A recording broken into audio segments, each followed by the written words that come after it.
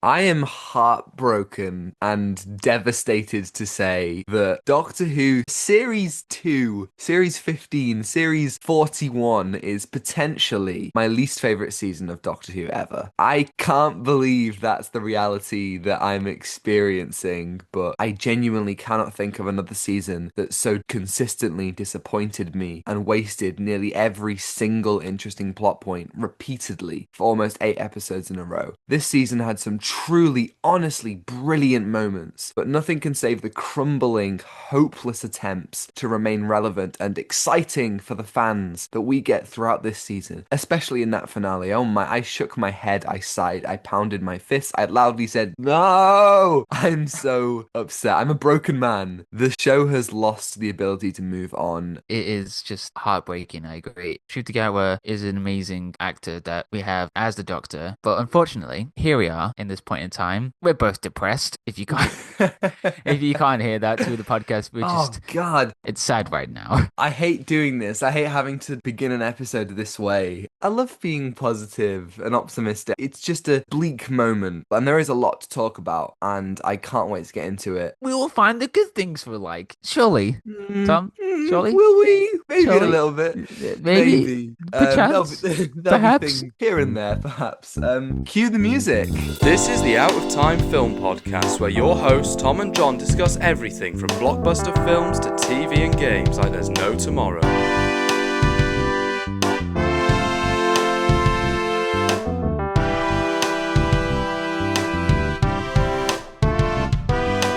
What a happy way to enter. Okay, so let's roll back the clocks. Season 1, Season 14, Season 40. Well, let's just stick with Season 1, Season 2 for now. It was very up and down for us, and when it came to this season, the major thing that was frustrating me is that Doctor Who is still kind of refusing to move on, to do something different. That's the big thing with this new Russell T Davies approach, is it feels more and more like a repeat of what came before. Like, why do we have to have another companion from modern day Earth? Why not one from a historical period, or one from the future, or a robot, or something like Oh, an that? alien! Something like Yeah, that. something different. Like, That'd be great. the tropes of the show's revival are beginning to feel a little stale from Russell T Davies, and we've seen him do it before. We've seen this style of Doctor Who storytelling plenty, and I feel like he is at the core of what needs to change about the show. This season tries to do something really interesting with the whole marketing push, the whole push of the season, and this time our companion is Belinda, and the Doctor needs to get Belinda home. She doesn't want to be whisked away on this adventure. She wants to go home. He's trying to get her home, but something is preventing them from getting there. So they marketed this season, and the season's whole narrative thrust is tense and born out of conflict. But the season doesn't really do anything with any of that, unfortunately. No. The show doesn't have like a drive towards something. It just feels very episodic at times in the very worst way. It just doesn't realize that there is something at stake in the story, which is weird because Doctor Who always build up to the mystery throughout the episodes. However, these are 8 episodes. Very short, doesn't give us enough time to really digest things that we want to explore more. There isn't enough time to think about Belinda or about the Doctor or the other things that happen in the stories, and there is more to explore that I realized. It just feels like these are leftover stories. It just doesn't feel natural. It just feels like, hey, okay, here it is, we're here. And it doesn't feel like there was stories about the TARDIS anymore. It just feels like, okay, we're going here, we're going here. Nothing really exciting. Yeah, the TARDIS might as well not even be there. It's barely a place that anyone spends any time. It's barely a place that we explore. Like, surely. So, at the end of episode 1, Belinda gives her first "Get Me Home," and the Doctor can't. And it's like, okay, surely that is an opportunity for him to start tinkering away with the TARDIS, try and fix things, do a little bit of engineering.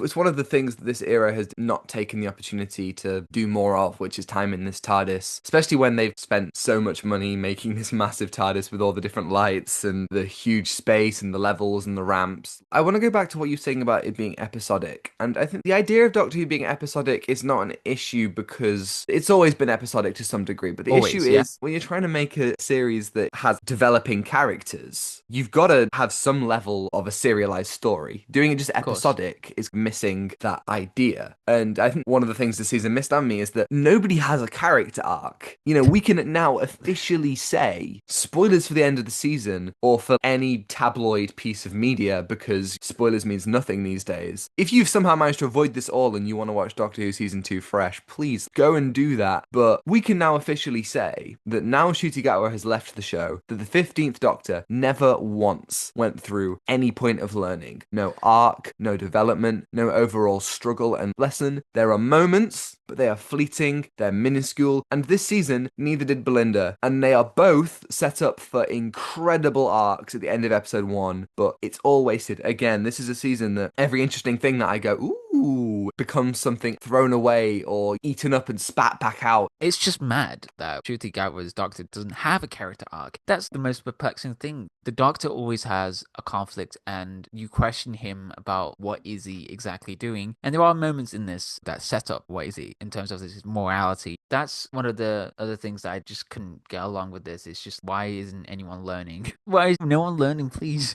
learn how to be characters again. I just miss characters being developed and stuff. And also, there was characters that are just there. They just don't do anything else, especially the people at Unit who don't have anything to do. They're just there. Especially Ruby in the last season. Great introduction to her, but then she just left the TARDIS. And you got a new companion, but it's just like, we just got Ruby in the story, and then it just feels like we're hopping to a different thing. But we did get an episode with Ruby, which was good. Yeah, that was one of the ones that I quite enjoyed, actually. Yes. Now it just feels like there's a whole bunch of characters just running loose and then just don't know what they're exactly doing. We will talk about the finale, but the finale especially feels like it's trying to have that David Tennant season 4 Journey's End thing where all the characters that you know from the last 4 seasons have all come together and it's a brilliant reunion and everyone's around the TARDIS and everybody has a role in Unit and they're all trying to help, but it feels so much less earned and so much less exciting, especially when there are so many characters who are just like, oh my god, hey, you're back. Now you can stand over there. Wrong joint! It's you! It's gone, joint! Oh my god!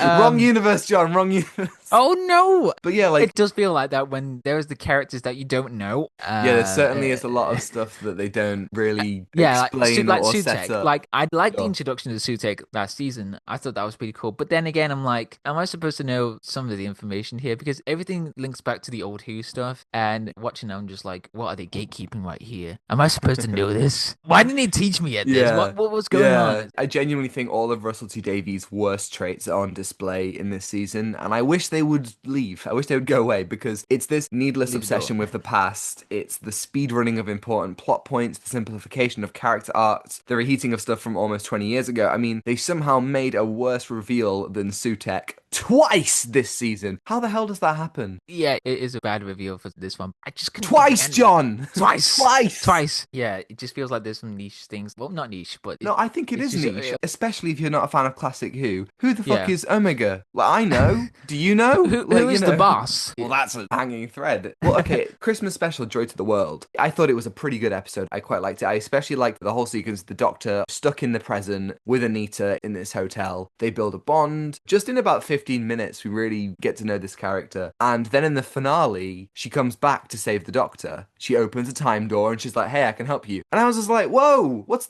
like a great example right there of a returning character, because you set them up earlier in the season, not 50 years ago. You set it up a few months ago. You set it up at a time that we can actually remember. I'll show like this 50 years ago and just see if they come back. Exactly. Anita was a much better example of a returning character than Omega or the Rani or Susan or any of that, because it was a character who had a recent relationship with this Doctor. It feels earned because it's not something from the 70s or the 80s. It's not nothing tangible for a modern audience. Like, we get to know her and understand her at Christmas, and having her around, she's got some really funny lines, and we use the time hotel mechanic really well. That's great stuff. This season is not without great examples of setup and payoff, because of course that is a perfect example. But cycling back a little bit to what you're saying about Ruby, we might have talked about this last time when we did season season 1, but yeah, something happened there. Her exit felt so out of nowhere, so rushed. If tabloids are to be believed, something went on behind the scenes with Millie Gibson. Who are we to speculate on that? But regardless, we have a new companion. And Belinda could have been an amazing companion, but honestly, she's barely different from Ruby, to the point where you think maybe this actually could have been Ruby. My partner made a good point that there was just no reason for Ruby to leave, and I kind of can't argue with that. And there's a couple of moments with Belinda where she's a nurse and she actively uses her skills to help people, and that's great. It sets her apart from Ruby, gives her something to do rather than just stand there. I think in episodes 1, 2, and 3, Belinda is mostly on great form. She's active, reliable, fun to watch, strong, capable. But then once you get to episode 4, there's this horrible shift where it feels like the writers have gone, right, yeah, okay, that's your good companion stuff. Back to factory settings. And Belinda basically spends 5 episodes standing there, asking questions, being afraid or concerned, barely interested in her own life and goals, only there for the sake of it because the show's tropes demand she must be. Yeah, and it's bad when you get to the last 2 episodes as well. What happened to a character? Yeah,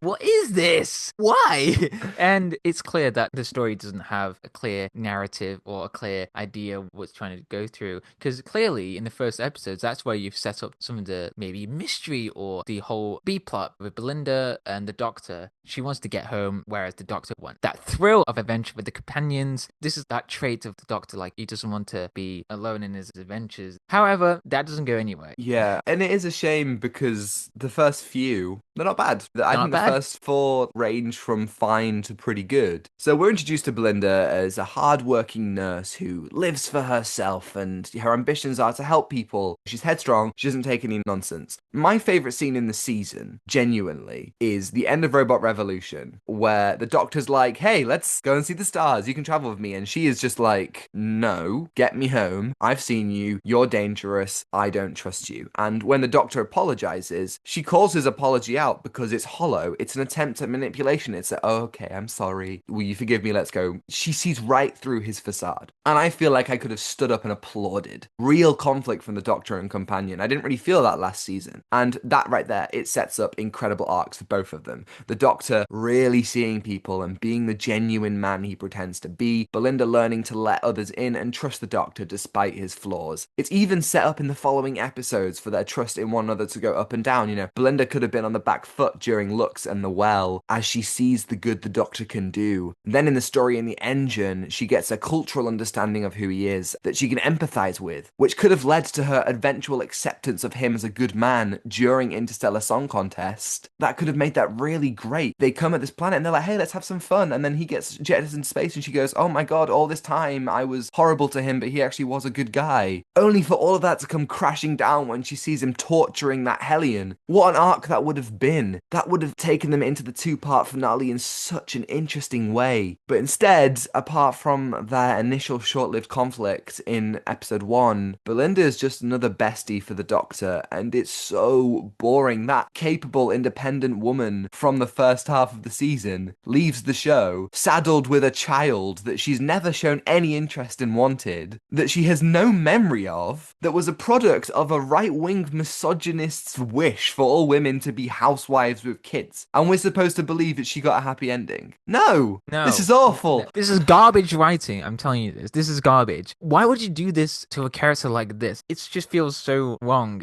How do we get here? Why would Belinda have this? Like, this is such a strange roller coaster that you're on. Why did you make these strange choices with Belinda? And don't get me wrong for the Ruby episode, I love that. But then Ruby coming out of nowhere, and then that kind of disrupted the whole flow. But again, I think that was a good episode. No, I think you're right on that. Disney, bloody Disney. They commissioned the show for 26 episodes, right? So what we got was 2 8-episode seasons, 5 specials, and a 5-episode spin-off, which we're going to get probably next year. And you just kind of think to yourself, was it really worth having the war between the land and the sea as this spin-off when instead we could have got 5 more episodes of Doctor Who? We could have had 2 seasons of 10 episodes and another Christmas special for 2025. In this season, we get another Doctor Light story with Ruby where the Doctor's only in 2 scenes. And it's like, God, we only have 8 episodes. Why are we wasting time with a good episode? Don't get me wrong, but it's still an episode that the Doctor isn't a part of. Where's the priorities here? They want to build the Whoniverse before they want to actually tell a good story. It's the MCification right now. Don't do that. Please don't do what the MCU does. They're trying to build a universe. But the thing is, with the universe, you have to use the recent stuff. That's what most people are familiar with, from Christopher Eccleston to Jodie Whittaker's era. That's the whole thing that you have to go through. It doesn't feel like that anymore. It just feels like a rip-off of all the things that we've seen, and it just feels like it's combined into one. It feels like The Rise of Skywalker, but worse. I'm trying not to let it all out for the finale.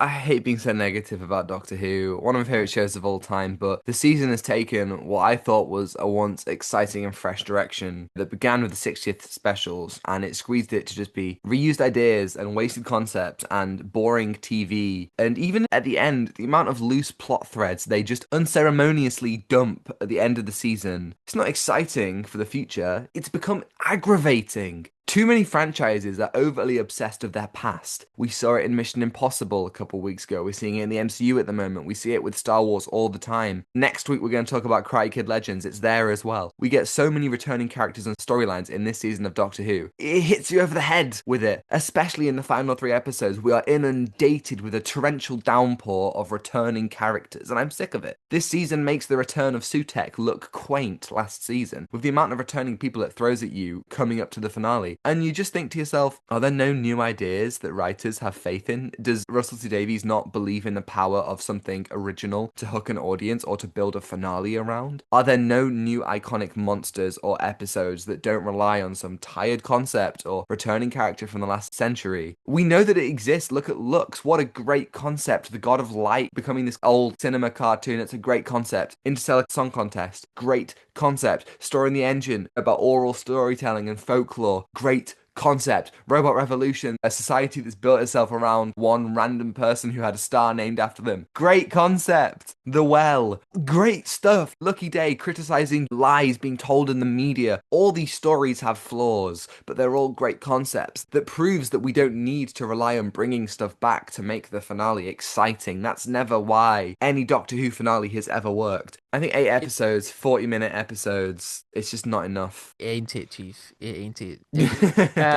Yeah. Oh, it's so weird just talking about everything that happened with this season. So in last season, we were trying to figure out who is Ruby's mother. There was the whole mystery behind it, and it was like, oh, it's actually someone important, but it's not. It's just a regular person, which is like, oh, we were expecting for more. And then this happened again, but in a very odd way with the Rani. That's the whole thing with the Rani in this one. Because it just feels like, am I supposed to know? Who is this? Who is this person? And is a time lady? That's what I got out of it. I was like, oh. Oh, John, Rani. you fool. She's from the 80s, of course. Oh my god. Oh, I'm so sorry. In Interstellar Song Contest, when you get that reveal, it's like, who's Mrs. Flood? And then, okay, how can she talk towards the camera? Is she manipulating reality? How could she do that? But then it's the Rani. It just feels like, oh, could have been a whole different villain. It should have been. It should have been an original character. And then going after a whole different character, Omega, but who's... Russell even said that he didn't have a plan for Mrs. Flood, and Ncuti Gatwa wanted to face the Rani, and so he was like, oh, I'll make it the Rani. And it's just like, really? What is the point of any of it? Why did we get the same thing with Susan Twist last season where she was popping up in every episode, and we do it again with Mrs. Flood? It would have been so much better if it was something original. You know what? I don't even know if I have the energy to complain about the Rani because it's just so underwhelming. It's so nothing. She gets so unceremoniously destroyed in the final episode, and then Mrs. Flood's like, all right, ta-ra, and then she's gone. It's just really disappointing and really nothing. It's just lazy. It's just incredibly lazy because she gets eaten by Omega in the last episode, and that just solves everything for that last bit, and it just feels so boring. It's just so sad that I invested all of this and it just feels like, oh, this is solved already. And then there's the whole thing with Poppy at the final section of the story, which again just feels weird that Belinda suddenly becomes a mother. Why did we invest in that time? Because that whole thing, yeah, it could have been a lot more interesting. Yeah, but of course, we need to talk about it. The moment that broke me, Ncuti Gatwa's regeneration. There was no build up to this. There's always an emotional build up, a climax to send off to a current doctor. It's important to highlight what they've been through, their adventures, what they've learned in that incarnation. I think that's important to reflect. However, we only got 2 series, very short ones, 8 episodes, not enough time. And also, Ncuti doesn't really have a strong character arc in this whole thing. So there's a lot of gap space, the ether of things that we don't really explore. And there's not enough material. That's the problem. There's not enough material to go, oh wow, what a great character he was. That's the sad reality, because Ncuti, he's so passionate about being the Doctor, and you get to see him giving his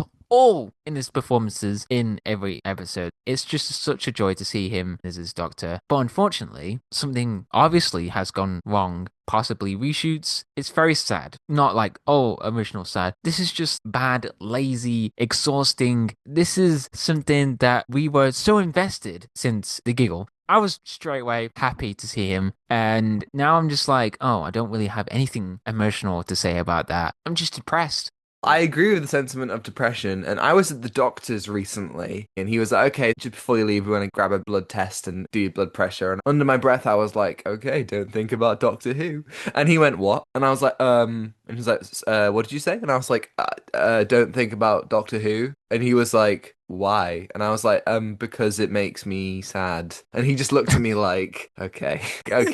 He was like, okay, buddy, there's more things in the world that you gotta worry about. Yeah, but Doctor for sure. Who? This medical professional. Genuinely. So I watched the finale. They screened it at my old uni, and I saw it with a bunch of friends and an old lecturer, and the energy in the room after that episode was just defeat. A good friend of mine, Jacob, he's listening. Hi, Jacob. He lay on the floor. I see you on Twitter, Jacob. I see you around. I don't know who you are, but he's a great guy. You make the funny tweets. Yes. He does. He just lay down on the floor for a good 5 minutes because, yeah, fair enough. The reaction was so awful. And obviously, this isn't the first time that a doctor has left prematurely. It's happened too many times, frankly. Yes. Colin Baker, Sylvester McCoy, Paul McGann, Christopher Eccleston. I mean, that's one doctor after another, every single one of which left before it was really their time, unceremoniously. And yes, in recent times, regeneration has been something that's been built up towards. But I think it doesn't necessarily matter that it's built up to in the narrative, more that it's built up to, as you say, in the character, in the arc. Christopher Eccleston's regeneration was very last minute, but it worked very, very well because he had completed his arc and it felt like it was time. But this one, God, he just Ncuti Gatwa's Doctor felt like he was just beginning. This is the first Doctor ever to have never faced any one of the big 3. Ncuti Gatwa never encountered the Daleks, Cybermen, or Master. Even David Tennant's second time round saw him face off with the Daleks. Even the War Doctor and the Fugitive Doctor got to meet some of or all of the big 3. And Ncuti Gatwa was so excited about the prospect of meeting him. You see him in interviews. He said numerous times how desperately he wanted to meet the Daleks, how upset he would be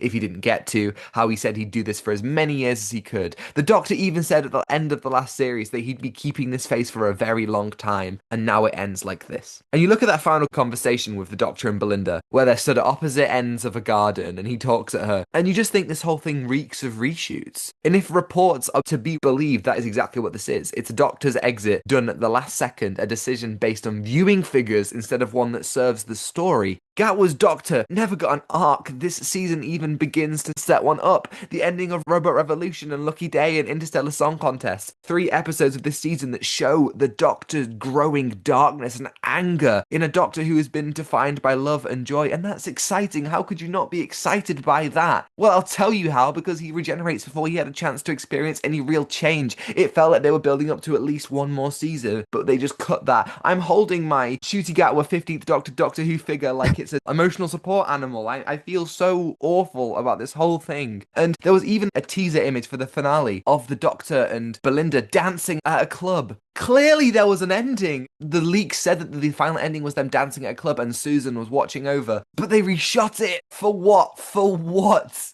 Whenever there's like a new regeneration or something, that always get the peak of interest. You always see a new person that gets attention, obviously. Yeah, so we've got Say her name, new. John. Oh, Say her god damn name. it! God damn. Okay, Billie Piper, she's back. Speechless, honestly. Well, in a bad way, because why would you do this? Why would you bring back a familiar face that we already knew, a great send off to the character that we had in David Tennant's era? Such an emotional send off. And then she gets returned as Bad Wolf. Pretty Yes. cool in Day of the Doctor. However, if you're trying to bring back a familiar face for the Doctor, we're going back in circles. That's the thing. We're going back in circles. We already had David Tennant. Great, sure, that's gone. But now we're into this whole era that is just full of nostalgia. Like for regeneration stuff. We've seen it before with Peter Capaldi, but that was such a small character. But this is a huge character in the Doctor Who universe. Rose Tyler, she is an influential character. And it just doesn't make sense to me. Why are we bringing back? It just feels pointless. And it just feels so wrong that Ncuti is now gone. And then we have Rose. Think about it. There's more attention for her for David Tennant's era. Whereas poor Ncuti only has 2 seasons. Rose is probably in more episodes already than Exactly. Ncuti Gatwa got as the Doctor. And this whole thing just is like, okay, yes, it's been done before with Peter Capaldi, but that wasn't fan service. But bringing back David Tennant, that's Exactly. fan service. Bringing back Billie Piper, that is fan service. Like, what is this? Okay, so perhaps the most devastating thing about this whole thing is how actually incredible the regeneration sequence is. For me, it doesn't miss a beat. The dialogue,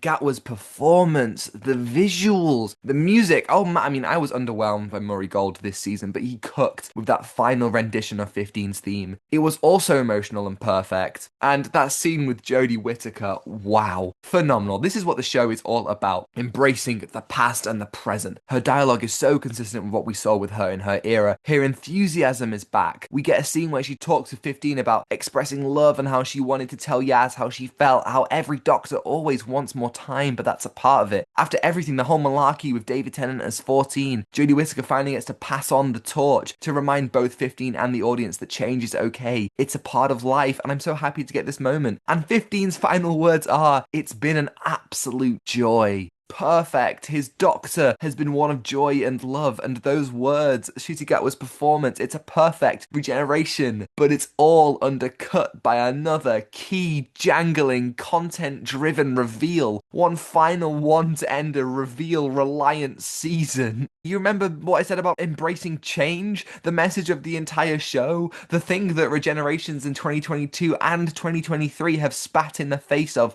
Well, here's a third gob of spit to undercut any sincerity Ncuti Gatwa's regeneration had, with yet another moment for the fans. Well, I'm a fan and I didn't like it. My friends who saw the episode with didn't like it. You didn't like it. My 51-year-old dad, a lifelong fan, didn't like it. I've seen countless people online who didn't like it. Who is this for? Why are we doing this? Just more reminders of the past. Can the show seriously not move on since 2008? I feel like I'm screaming into the time vortex here. Is no one listening? You just screaming to me. That's all. You're not alone. You're not alone. Yeah, well, I am. I'm sorry.